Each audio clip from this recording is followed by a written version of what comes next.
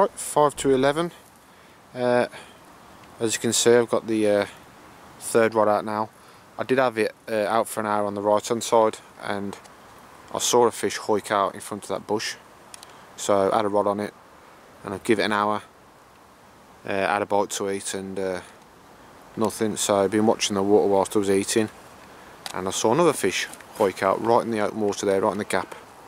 So I've got about an hour before I'm going to start to pack up now, so switched them around and I'm going to give it an hour there. So I'm just going to literally rove that rod now for a good, well, for the remaining time of the session, and see if I can pick something up. But that's on the Zig, by the way. That's got a little 12mm Benoffen purple pop-up on with a little fluoro maggot on the top, so if anything comes over it, they ain't going to miss it. So there you go, folks, that's the scene. Let's see what happens. Well then, there you go. No brolly, which means the pack up has begun, and that's about it really. We've actually got to wait for one of the owners to come back down because he owes us some change. So that's going to bide us another, well, 20 minutes to half an hour.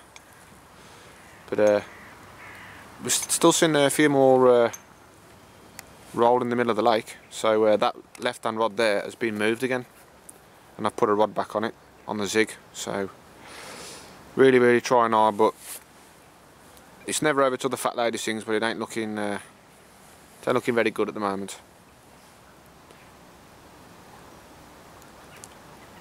Anything to add to that, Mr. Rudge? Disappointed really from my point of view. I think I've had enough chances during the night. Lost one. I'll tell you what, whilst you're talking, I'm just going to... I think that's where Matt's zooming now. Yeah, there's a little gap there. That's where that fish that Nick had on last night, which I filmed him playing, it took him straight in there. And that's where sadly the hook pulled. Obviously we couldn't see that in darkness, but Mr. Carp knows where it is, doesn't he, mate?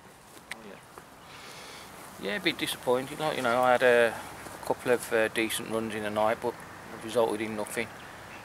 But myself and Matt come to the conclusion that they are quite riggy.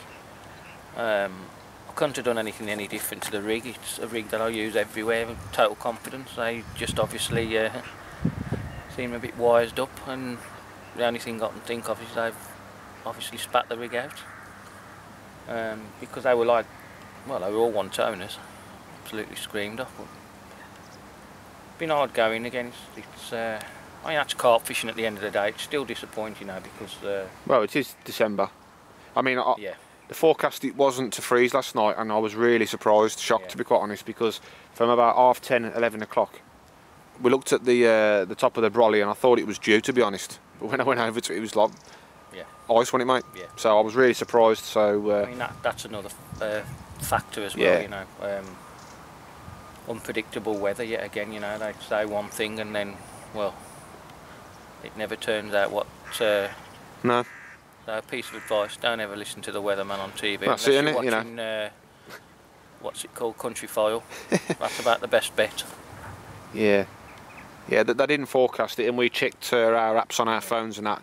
You know, the Met Office as well, and there was no forecast for frost.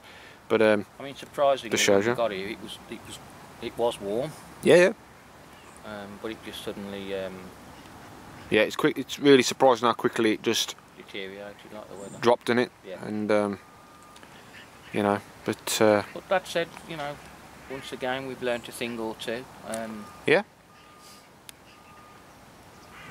I'm sure we'll snare one of these pool or carp out one day. Well, that's it. I mean, whether we'll get down here again this side of Christmas, which is, I think, is a bit doubtful now, to be quite honest. Yeah, we've got a few other options up our sleeve as well, haven't we? Yeah. Well, we were talking to old Scott, who's fair play to him. He's going to stick it out till around about 2 o'clock this afternoon. So all the best to him. But was having a chat like, and as you well know, me and Nick get about here, there and everywhere with our fishing, and he's never fished Drayton Reservoir, so there's a chance that we're going to pop down there, and Scott's never fished it, so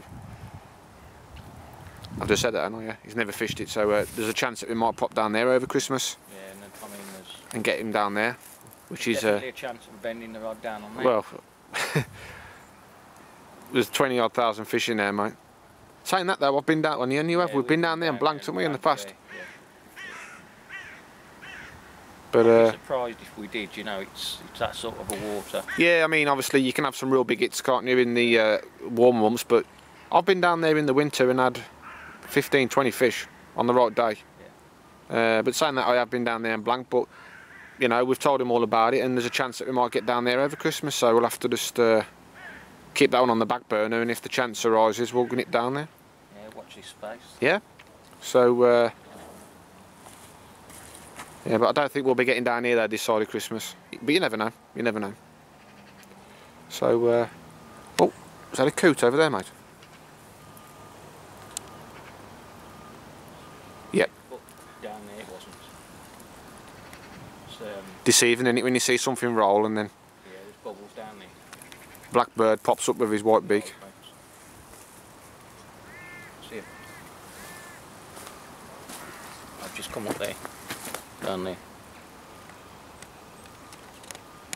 I just see one, and then all of a sudden they all started coming up. Oh, rolling up. Yeah. There we go. I did say that's where I'd been seeing a few earlier, but it's a bit of a fair old cast from where I am. I mean, I can do it, it's just, you know. There's like one behind it as well there. Yeah.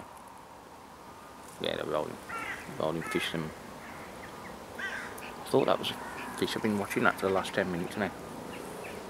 Well, until the old gaffer comes back with our change, we're, you know, we're just going to continue fishing, like. So, right then, folks. Well, if anything happens, we'll try and get it in this blog. But if it doesn't happen, I'd just like to wish you all a very Merry Christmas. Yeah, and that's for myself as well. And all the best for I say all the best and a prosperous New Year. Yeah, I mean, whether we'll, as I say, get out on the bank this side of Christmas is another thing, but hopefully we will. If it's down here, or as we said, Drayton, or even the local Daitigi water that I've done some blogging on in the past, fingers crossed we'll be able to get out over Christmas. I mean, if it ain't got a lid on it and the time's available, the chances are we'll be on the bank. Yeah. So that's about it then, folks. Till next time. Catch you later.